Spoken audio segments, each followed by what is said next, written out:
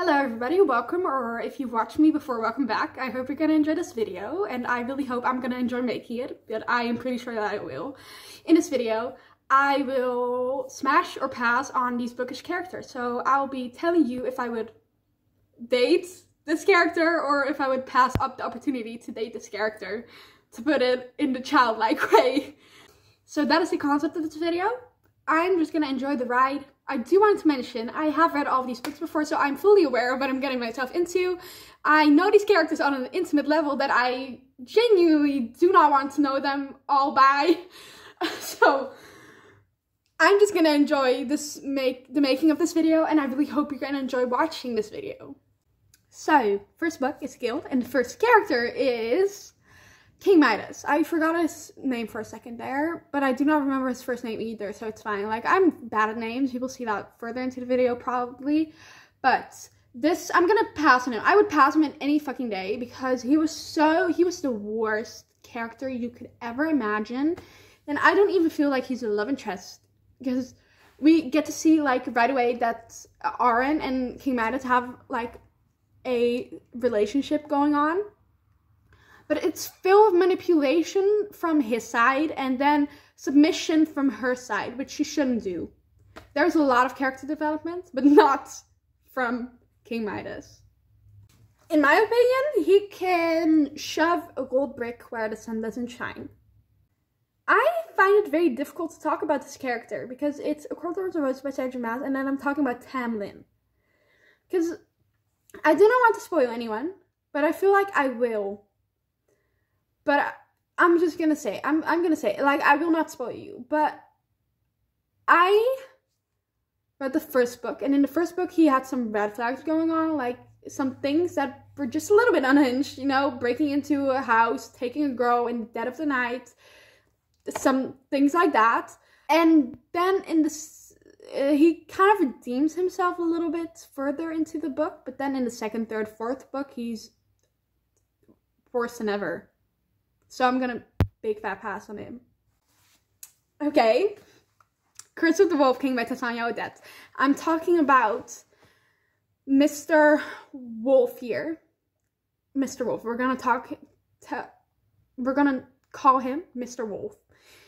You will know who I'm talking about, but I do not want to spoil you anything, which is very odd because names should be obvious, but in this story it's not. So this book, I'm gonna smash because he got me feeling so giddy at moments. At times, he got me feeling so giddy with excitement, with feelings, with emotions. And I was just like, oh my god, let me feel this feeling again. Because I was just laughing out loud at some scenes. And it was just truly amazing. And my stepmom was like, Sarah, what the fuck are you doing? And I was like, yeah, I'm laughing about a book. Are you reading smut again? No, I'm not. That was how the conversation went. It was a very good book. I did give it 4 stars, and I was planning on giving it 5 stars, but after the halfway mark, it got a little bit more boring. But for the rest, this book was, like, so good, and it made me feel so giddy. I should mention that I'm really bad at names, and this shows, because I do not remember the name of this character, but it's the love interest in the story, and also one of the main characters in the story. So it's Heartless by Elsie Silver, as you already saw, and I'm gonna big fat smash on this one. Because he was grumpy, okay? I like grumpy, but don't overdo it. And this was just done right, you know? I felt so relieved that it was done right because I read a Grumpy Sunshine book before where it didn't execute right. But this was just like the perfect balance between Sunshine and Grumpy. And I really love that. And I would really recommend this book, and I will definitely smash on any hour of any day. The last clip, I was talking about Grumpy Sunshine stories that aren't executed well. This is the one. Things We Never Got Over by Lucy Score. I'm talking about Knox here.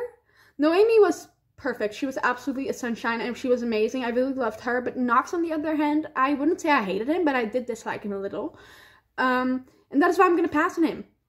Because he did some things. He told Noemi some things. I do not remember it, like, in detail because it has been, like, 7 months since I read this book, but I will pass on him because I think he did some things that were like, and it was just not my type of thing. Like, the grumpiness was too grumpy, and that isn't a good thing, I guess. I didn't even know that too grumpy was possible for me, but apparently it is. Oh, lordy lord. A Million Kisses in Your Lifetime by Monica Murphy. The character I'm talking about is Crewier. I do not remember the girl's name. It was something along the lines of Ren. It was Ren. Yeah, I didn't like Crew. So I'm gonna pass on him, like big fat pass. I disliked him a lot. He was constantly remarking upon this girl's virginity, like Ren's virginity. And I was just so done at one point that I was like, I'm not gonna finish this book. But I finished it off. I completed that bitch. But did he make progress? Did he have some huge character development in the last 250 pages that I read? No, he did not. Well, maybe, like, he didn't have character development, but he didn't remark on this girl's virginity because he took care of virginity. Ugly Love by Colleen Hoover. I gave this book 5 stars, but if I would have to rate Mouse, 1 star. Because, no. No. And Tate was also too pushy, let me tell you. Like, she was too desperate. And Tate knew what she was getting into in the beginning, and she still tried to push it. Like, but Mouse, girl, no. I'm gonna have to pass on you because, no. I think I'm gonna have to pass on pretty much all Colleen Hoover guys. I do like Colleen Hoover, but I have to pass on all Colleen Hoover guys. This is so cute. Heartstopper by Alice Oseman. Is that how you pronounce her name? Not sure. I'm gonna pass. But that is purely because I think Nick and Charlie are so cute together that I do not want to break any relationship off between them because they're so cute together. And I just don't want to break that off. So that's like very sentimental, but I truly love this book. Gave it 5 stars. Didn't expect it to be this good. It was my first graphic novel. Really enjoyed it, and I would pass any day if it means that these two could be together forever. Fun fact about me is that I cry a lot. Like, you shout at me, I'm crying. I get mad, I'm crying. I get sad, I'm crying. I cry a lot.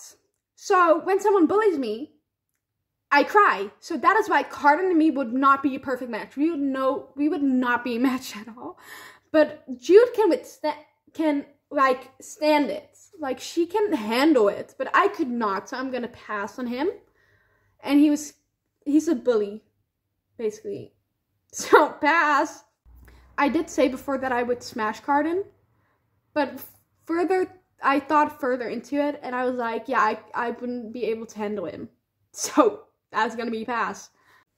I could not smash anyone this way that I'm smashing this person.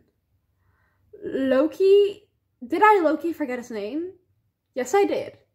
But it doesn't matter. Like, I don't need to know your name to know your good stuff. I love him. He's witty, he's charismatic, he's funny, he's bloody damn smart. And he's all that, he's sarcastic. And I'm autistic, I do not understand sarcasm. But did I understand his sarcasm? Yes, I definitely did. It was such a perfect combination of just being charismatic, being witty, being smart. It was just such a good balance between all those factors. And I loved the shit out of this character. I just remembered his name. His name is Thomas. Thomas Creswell, if I'm correct.